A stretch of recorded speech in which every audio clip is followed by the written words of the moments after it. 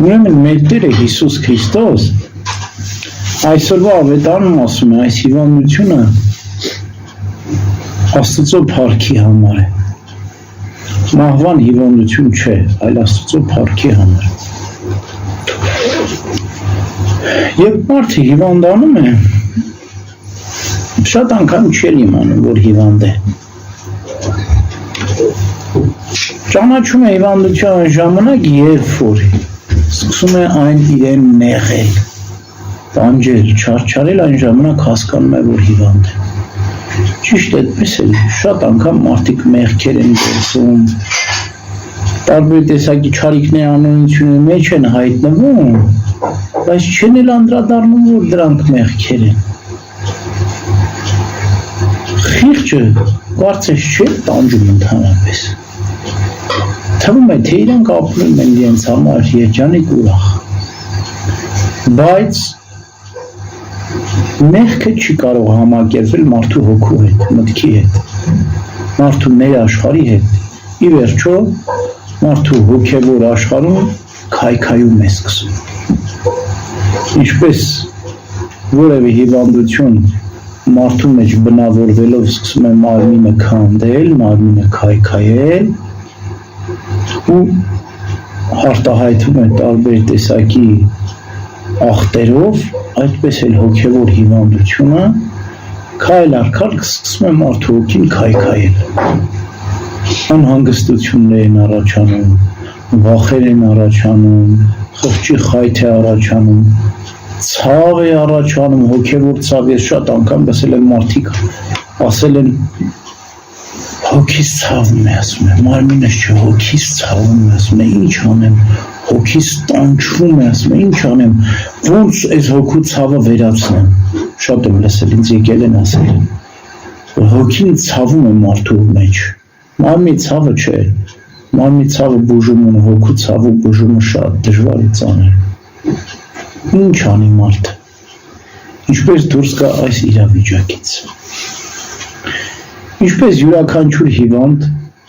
իր հիվանդությունը ցավը տեսնելով գնում է բժշկի մոտ։ Բայց միշտ չէ եւ արագ չէ, որ մարդը իր հիվանդությունը լավ կարողանում է ճանաչել եւ ճիշտ ներկայացնել բժշկին։ Կարծեմ, թե բոլորս էլ բժշկի մոտ գնացել ենք եւ առաջին հարցը բժշկի ո՞րն է։ Ինչ գանգատներ ունեք։ Այսինքն, ինչ անհանգստություն, ինչ հիվանդություններ ունեք։ Բժիշկն է որոշում, ինչ հիվանդություն ունենք, բայց գանգատները մենք պետք է ներկայացնենք։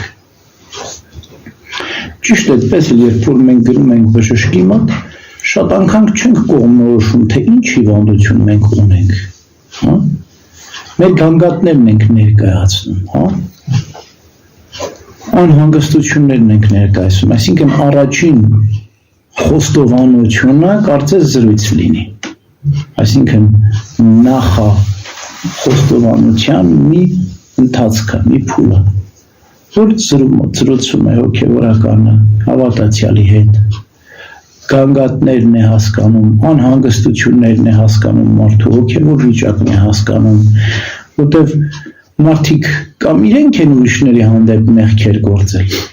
կամ էլ ուրիշներն են իր հանդեպ մեղքեր գործել։ Այս երկուսն էլ մարդու հոգու մեջ առաջացնում են գանգատներ, անհանգստություններ։ Եթե մենք ենք ուրիշների հանդեպ մեղքեր գործել, ապա մեր խիղճն է մեզ տանջում։ Եթե ուրիշներն են մեր հանդեպ մեղքեր գործել, ապա մենք անհանգիստ ենք, բարկացած ենք, որ իշխնդիր ենք ուզում լինել, հա։ Սա էլ մի ուրիշ տեսական հանգստություն է, բայց կարծեմ, թե ավելի լավ է, որ ուրիշները մեզ նեղացնեն, քան թե մենք ուրիշներին նեղացնենք, որտեղ խղճի տանջանքը, խղճի ցավը շատ ավելի ծանր ու դաժան է, քան թե բարկությունը։ Բարկությունը հնարավոր է հաղթահարել, բայց խղճի խայթը, խղճի տանջանքը հեշտ չի հաղթահարել, հեշտ չի խեղճը բուժել, մարդու հոգի բուժումը հեշտ չի լինում, դժվար է լինում։ Եվ առաջին խոստովանությունը լինում է ուղղակի պարզ հասարակ զրույց հոգևորականի հետ, որպեսզի մարդը ինքնակնության ենթարկի իրեն, իր ամբողջ կյանքը քննի, հասկանա, թե ինչի մեջ է ինքը թերացել, որտեղ ամեն մեղք իր արդյունքն ունի, իր վնասն է պատճառում, հա, ենթադրենք մարդը մանկությունից, ինչպես այսօր ցավոք սրտի տարածված է, սովորել է պիղծ ֆիլմեր նայել, վատ կինոներ նայել, հա, եւ մարդու աչքը սովորել է այդ պիղծ ֆիլմերը նայելուն, հա, եւ դրան էլ հաջորդել է մարմնապղծությունը, հա, ինքնաբավարարվածությունը, ինչպես ցավոք սրտի այսօր մեր բոլոր երեխեքի հետ միգուցե նաեւ մեծերի մեջ ահավոր տարածված, անտանելի, հա, գալիս է ինչից, որտեղ մարդը անընդհատ սովորել է մանկությունից, այսօր էլ հնարավորությունը շատ է, ահռելի շատ է, անընդհատ նայել է, բնավորվել է իր մեջ պղծությունը եւ այդ մարմնապղծությունը կամ ինքնաբավարարվածին դառնա սովորություն։ Ինչպես հաղթահարի մարդը սա, ինչպես հաղթահարի, բնականաբար, եթե մենք ուզում ենք ճահիճը չորացնել, պետք է աղբյուրը գտնենք, թե որտեղից է այդտեղ ջուր գալիս։ Ճիշտ այդպես էլ պետք է փակենք մեր աչքերը ամեն տեղ, տեսակի պիղծ տեսարանների, վատ ֆիլմերի առջև, հա, եւ անցնենք մեր սիրտը մաքրելու, արտասուքներով, արցունքներով, զղջումով մաքրենք, սուրբենք սիրտը։ Եվ թույլ չտանք, որ դրսից այդ կեղտոտ ջուրը գա մեր մեջ, թույլ չտանք, որ կեղտոտ ջուրը գա եւ մեր հոգում կրկին ճահիճ ու գարշահոտություն չգոյանա, որտեղ այս պիղծ ջուրը երբ որ մտնում է մեր սիրտը, մեր հոգին, ապա գարշահոտ ճահիճ է մեր սրտում, մեր հոգում գոյանում, մենք զզվում ենք ինքնես մեզանից, եթե մենք ունենք փոքրիկ դեռևս արդարություն ու սրբություն մեր մեջ։ Այս տեսակ մեղքերի ապաշխարությունն ինչ է։ Պահք եւ աղոթք ասում են մեր Տերը, այս տեսակ դեպ ուրիշ դեպով դուրս չի գալիս, եթե պահքով եւ աղոթով, պահքը իր ամբողջության մեջ, թե հոգեվոր, այսինքն աչքերը, զգայարները, պահել չար շփումներից, չար տեսարաններից, չար լուրերից, չար երգերից, հա, շատ անգամ մարդը կարող է գայթակղվի անգամ հոտից, հա, ինչպես ցավոք սրտի մեր աղջիկները, մեր երեխաները այնպեսի օծանելիքներ են իրենց վրա գցում եւ այնքան շատ են գցում այդ օծանելիքը, որ երիտասարդ տղաները գայթակղվում են այդ հոտից եւ կարծում թե հակառակն էլ է հնարավոր, այսինքն աղջիկներն էլ կարող է գայթակղվեն տղաների այդ օծանելիքներից։ Մենք ինչ անում ենք, սուսպանենք, օրինակ ես խորհուրդ կտամ վարդի յուղ օգտագործել, հա, որտեղ վարդի յուղը ինքը չի գայթակղեցնում, կամ որևէ տեսակի բնական յուղեր օգտագործել։ Սրանք շատ ավելի անմեղ եւ ավելի հոգեբարար տրամադրություն է ստեղծում, որտեղ շատ անգամ վարդի յուղը խառնում ենք խունկի հետ, ստանում ենք վարդի խունկ։ Եվ բնականաբար վարդի խունկի հոտից որևէ մեկն էլ չի գայթակղվի հաստատ, այդպես էլ վարդի յուղի հոտից կամ բնական յուղերից ոչ ոք չի գայթակղվի։ Ուրեմն այս պարագային անգամ նույնպես նաև տեսարանները, այսինքն մենք պետք է մեր տեսանելիքը միայն բարի բաներով լցնենք, բնության տեսարաններով, եկեղեցիներով, օրինակ ես ամեն անգամ երբ որ նայում եմ եկեղեցու խորանը իմ մեջ ուրախություն է առաջանում, հատուկ եկեղեցու խորանի այդ կամարը, երբ որ ես նայում եմ, չգիտեմ, իմ մոտ միշտ երկնքի տպավորություն է ստեղծում։ Իսկ թվում է թե երկինքն է իմ առջև բացվում։ Ամեն սիրում եմ եկեղեցու խորաններին նայել, այդ կամարաձև խորան այդ վերևի մասը։ Ինձ միշտ երկնքի տպավորություն է տալիս։ Այսինքն այդ հոգևոր խորհուրդ այդ եկեղեցու տեսարանը, խաչի մեր ծաղկած խաչը կյանք է ուղղակի։ Մարդ երբ որ նայում է ծաղկած խաչին ուրախանում է։ Ուզում անընդհատ նայի, ուզում անընդհատ տեսնի այդ խաչը։ Աստվածածնի պատկերը, մեր Տիրոջ Հիսուս Քրիստոսի պատկերը, մանրանկարները, բնությունը, գեղեցկությունը, նուրբ գույները, ծաղիկները, այս սրանք շատ գեղեցիկ են, ամեն ինչ Աստված արարիչն է ստեղծել գեղեցիկ է, նույնպես էլ երաժշտությունը, տեսեք բնության երաժշտությունը ինչքան ներդաշնակ է, ինչքան հոգեպարար է, ինչքան հոգի խաղաղեցնում է, գնացեք նստեք առվակի մոտ և առվակի կարկաչյունը լսեք, կամ թռչունների ծլվելունը լսեք անտառի մեջ, խենթանալու խաղաղություն է բարձրում, այս դրա փոխարեն լսեք էստրադային երաժշտություն, ռոք, դիվահարվում ես, կանգնում ես մի կողմ, տարբերությունը հստակ է, մենք դի ընտրենք բարին պետք է տեսնենք, բարին պետք է հոտ քաշենք, բարին պետք է լսենք, բարին պետք է շոշափենք, մեր շոշափելիքը ինչը բահի պոչը պետք է լինի, հողը փորենք, հողը բռնենք, ծառը բռնենք, աշխատենք, խաչակնքվենք, երկրպագենք, այսպիսի բաներով որ քո հոգին քո աշխարհը լցնում է, այլևս վատ բաների տեղ չի լինում։ Փոխում ես քո ներաշխարհը ու սկսում ես ճանաչել ինքդ քեզ, երբ որ դու լցնում ես քո հոգին բարի բաներով, ափսոսում ես, զղջում ես, ինչի համար ես զղջում, որ ինչքան պղծությամբ եմ ես ինձ լցրել մինչև այս, ինչքան եմ ես այդ անմառակ կինոները նայել, այդ վատ ֆիլմերը նայել, ինչքան եմ նայել, ուղեղը արդեն փտել է դրա մեջ, իմ սիրտը բղծվել է ուղղակի, մեղք երբ որ բնավորվում է մեր մեջ, դառնում է սովորություն, իսկ սովորություն ինչ է, կրկնվող գործընթաց, անընդհատ նույն բան, ասում է դժոխքի վատն ինչ է ասում, որ ոչ ման նորություն չկա, անընդհատ նույն բան, թեպետ ամենավատ բանն է, բայց էլի նոր դժոխքը կրկնվող բան, հիմա դա հետաքրքիր պատմություն կա, այսպես ես պատմեմ, մի հարուստ և մի աղքատ մահանում են երկուսը և գնում են երկուսն են ներկայանում են Պետրոս Առաքյալին, իհարկե առակ պատմություն էլի, Պետրոս Առաքյալը այս հարուստին ասում է, ինչ ես ուզում, որ ընդեղ քեզ լինի, ասում է, ես ուզում եմ, որ ոսկե պալատներ ունենամ,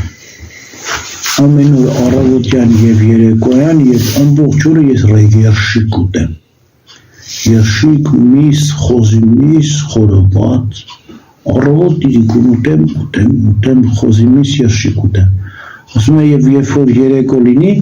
իմ նկողում ասում է հազարավոր ոսկե դրամներ լինեն քլծած, որ ես ամբողջ գիշեր այդ ոսկե դրամները հաշվեմ, ասում է, ես եմ ուզում, ես դրախտում, Պետրոս Առաքյալը ասում է, լավ, ինչ ուզում ես կլինի, տանում է մի հատ ոսկե պալատներով տեղ ու առավոտ իրիկուն երշիկ ուտում, իրիկունն էլ գալիս է գնում է նկողում, սկսում է ոսկե դրամները հաշվել, հետո երկրորդ օրն է սկսում էլի այդ ոսկե պալատները տեսնում ուրախանում, հետո սկսում է երշիկները նորից ուտել, հետո այդպես անում է 1 տարի, 2 տարի, 3 տարի, 50 տարի, 100 տարի, 1 դար նույն պրոցես անում է հոգ, Պետրոս Առաքյալին ասում է, Պետրոս, ասում է, ինչ կա, ասում է, խիղալ փիրիզ, ասում է, ոչ բան ստեղ չի փոխում, անընդհատ նույն բան ասում, բա դու չէիր ուզել ասում, դու չէիր ուզել որ ոսկի պալատներ, չէիր ուզել, ասում է, ստե լույս էլ չկա, ասում է, դուրսս, ասում է, ձերքս որ պատուհանից հանում եմ դուրս, ասում է, խավար, ասում է, ներսում, ասում է, ոսկի պալատներ, բայց դրսում խավար, ասում է, փոփոխություն չկա, ասում է, ոչ դեղ չկա, ասում է, բայց դու ես ուզել, ասում է, լավ, արի, ասում է, իջնենք նկուղ, իջնում են նկուղը պատուհանից, ասում է, գլուխդ բարձրացի նայ, պատուհանից բարձրացում է, տեսնում է երկինք, բաց Քրիստոս երկնքում, հրեշտակները երգում են, սուրբերը փառաբանում են Տիրոջը, երկնային ուրախություն, երջանկություն, լույս ու խաղաղություն ու երգ ու երջանկություն։ Հենց այդ պատուհանի կողքը մի հատ նստարան է լինում, մեկն էլ մեջքով նստած ալնում։ Ասում բայց ով է նստարանում նստած, ասում այդ քո հարևանն է, այն աղքատ ասում, որ դու ամբողջ կյանքում արը համարում ես իրան ասում։ Բայց այդ ոչ ասում այդ աղքատը ստե հայտնվել, ես էլ երշիկ եմ ուտում։ Ասում եմ, այնի ասեց ինչ կլինի, Տեր Աստված, խնդրում եմ Պետրոս Առաքյալ, երկնքի արքայության ամենահետևի մասում մի հատ նստարավենը նստածել է մենակ։ Ասում այդ ուզեց ելել եք խավասվա,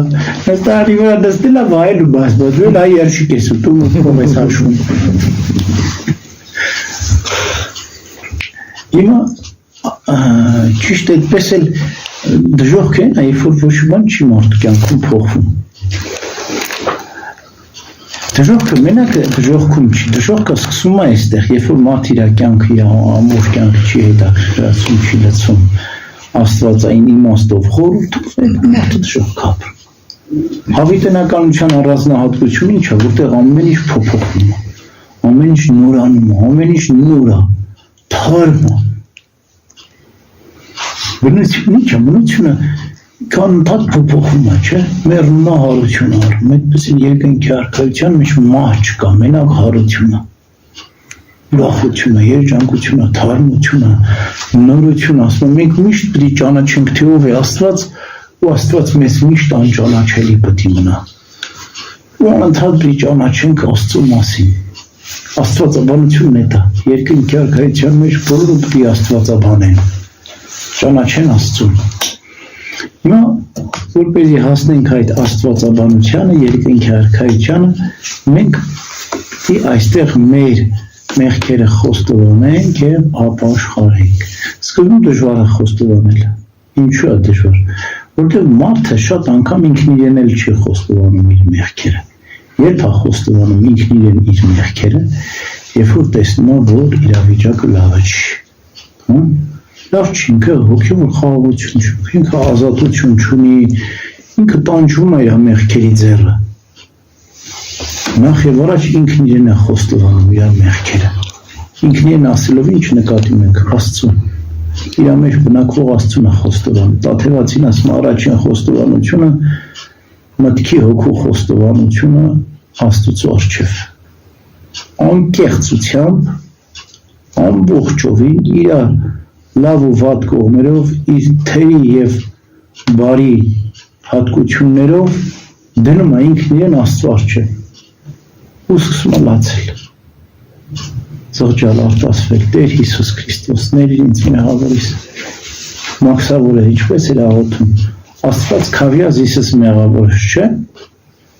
այդպես էլ մեղավորը իր առջև դնում է, ամբողջ իր հոգին բացում է։ Հետո մեր Տերն ասում է, եթե կապված կլինի, արձակեք աստվածված կլինի, հասկանում է, որ պետք է գնա նաև բարի հմուտ բժշկի մոտ, որ այդ աղբը, որ կուտակել է, հիմա պետք է հան իր միջից։ Հա, ինքը խոստովանեց, բացեց, բայց դուրս հանի, չի անել դա։ Ավլել է տունը, լավ, մաքրել է, բայց պետք է հանի։ Ես այդպես շատ եմ տեսել, որ հավատացյալները սենց ավլում են իրանց տունը, մաքրում են, այսինքն զղջում են, սենց մանրակտի անգամ փոշեկուլով սենց հավաքում են փոշիները, հավաքում են, կուտակում են, ասում են գնամ Հայր Սուրբին կամ Տեր Հորը ասեմ մեղքերս։ Բայց փնթի ենք մենք շատ անգամ, գնում ենք խոստովանության, բայց չենք էլ հավաքել մեր տունը, չենք էլ մաքրել, չենք կուտակել, գնում ենք մեկ էլ, հա, էսի մոռացել է, էնի մոռացել է, էսի ասեմ, էնի չասեմ, սենց կիսա, ասում ենք մեր մեղքի, այսինքն մենք մի հատ խորապես չենք զղջացել, չենք հավաքել, մեղքերը չենք կուտակել, որ մի անգամից հանենք, պրծնենք։ Մարդը ինչպես իր տունը աղբը չի կարող պահել, այդպես էլ քրիստոնյան իր հոգու մեջ մեղքը չի կարող պահել, պետք է հալուտ դուրս անի, թեթևացնի, մաքրվի։ Մի հատ մի թագավոր դուրս է գալիս որսի իր զինվորների հետ, էլ ասում են, այս անտառում մի հատ ճգնավոր կա ապրող, նշանավոր ճգնավոր է լինում, ասում եմ, ես ուզում եմ իրան տեսնեմ, բայց մենակ եմ ուզում տեսնեմ, ասում եմ, դուք մի եկեք։ Տես մյուս որսակիցները հետ են ընկնում, թագավորը առաջ գնում, բայց գալիս են նախորդ այս ճգնավորն ասում են, թագավորն է գալիս էլի։ Նա շատ լավ, ասում թագավորն սպասում է իր ճգնավորը։ Սկսում է տունը ավլել իրա խուցը ավլում է, ամբողջ աղբը ահա հիմա ու լսում է դրան դիմաց մեր կանում ալերը մի հատ սավանակցում վերեմ կալիս է կանում է դրան շեմ մի ոտը դնում է շեմքի դուրս մեկը ներս մի ձերը դնում է բերանին մեկն էլ սենց ու տենց կիսամեր խենթ կանգնում է թագավորի դեմ տունը ավլել է աղբը հանել է դրանը իշեք ինչ-որ արել է այս ճկնավորը մի ոտը դրել է դուրսը մի ոտը ներսը տգլուրացել է մի հատ շոր գցել է վրան մի հատ ձեռը մի հատ ստե մի հատ էլ դեմ կայնել է թագավորի դեմը սենց կիսամեր թագավորը սենց գալիս է իր հասկանում են էլ երկուսը սենց շշմաս նայում այս ճկնավորին գլուխը կախում է ամոթար թողում գնում է եկել այդ պահին իր զինվորները բանը հասնում են թագավորի ապշում են էլի թագավորի այդ խոնարհության վրա եւ այս ճկնավորի արած գժությունների վրա ասում թագավորի քիչ էր այդ մարդը ասում գիժ չէր նա իմաստուն մարդ էր ունա սուրբ ճկնավոր էր ասում ինչ էր արել ասում չի ասում դուք եք հիմար չեք հասկանում ասում ինքը ինձ առանց խոսք ասելու իմ կյանքը ինձ բացատրեց մեկից մեկ ու տվեց ձեռս ասեց դե գնա թագավոր ես լավ ես բայց դու իմացի ասում ինչ էր արել ասում ավելի էր դու նա աղբը գցել էր ոտը մի դրել էր դուրս տգլուրացել էր ձեռը դրել էր չէր արել չէ ասում դու բան չհասկացաք ասում այդ ավելը որ ավլել էր ասում այդ իմ թագավորության ամբողջ փառքն ու հարստությունն էր ասեց ասում էր այդ քո փառքն ու հարստությունը թագավոր որ դու ունես այս ավելի փոշի կեղտի նման է ասենց ավլելու են թափեն քեզ բան չմնաց այս շորը որ գցել են վրես այդ քո մերկ ես դու եկել աշխարհ մի հատ շորի վրա շորի մեջ փաթաթուր են տանեն գցեն գերեզման քեզ այդ ոտս մեկը դուրս մեկը ներս քո կյանքը տենց է մի ոտը մահվանից են կոմ մի մահվանից ես կոմ ասում մեկ կաս մեկ չկաս թագավորն ապրած կինը բայց եթե ուզում ես փրկվել այս երկու դռները փակ պահել բերանու են ներքևի դուռը որ փակ պահես կփրկվես ուժեղ պատմիչ մեջ չէ շատ հիմա այդպես էլ մենք պետք է մեր հոգին քննենք աղբը հարենք մաքրենք կասենք Տեր աջան այս աղբը անել եմ ուզում եմ խոստովանեմ ապաշխարեմ եթե այդ աղբը փել նեղություն է տալի եթե նեղություն չտալի դե ապրենք ինչ ասենք կեղտի մեջ էլ կարող